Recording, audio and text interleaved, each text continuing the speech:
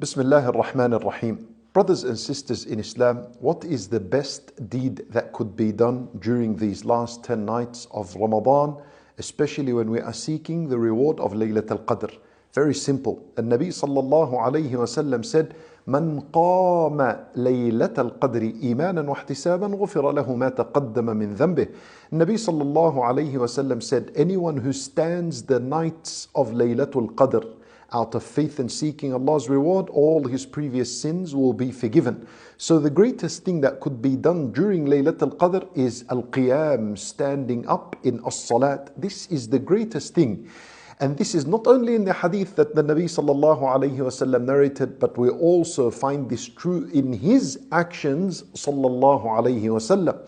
So the Messenger sallallahu alayhi wasallam spent the last 10 nights of Ramadan in i'tikaf in the masjid, seclusion in the masjid, and he spent the entire nights standing in salat.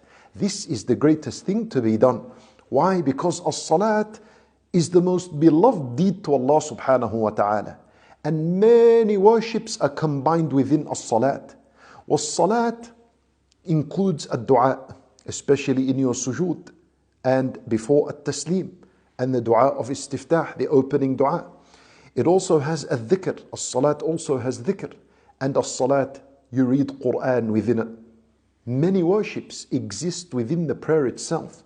So a smart person will spend these nights in salat. Pray as much as you can. You can take long in standing and reading Quran if that's where you feel your heart is moved and connected with Allah.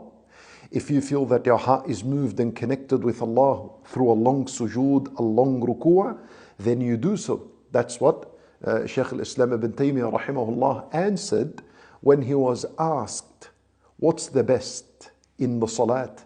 That I stand a long standing reading Quran, or a long sujood, or a long ruku'ah? He said, you find within yourself what you connect with the most.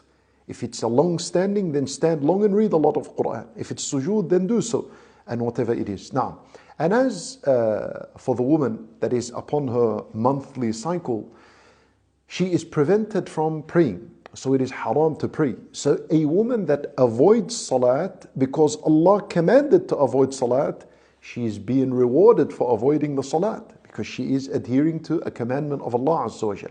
Then, what does she do during these nights? Exactly what is done in the prayer, which is reading Quran, with dhikr, with dua, and many other worships that could be done. And it is permissible for a woman upon her monthly cycle to read from the Quran and read from the phone or a tablet, no problems. But if she is reading from the actual Quran itself, then you will need to wear some gloves so that your finger, your bare finger, doesn't touch the word of Allah Azza wa Jal.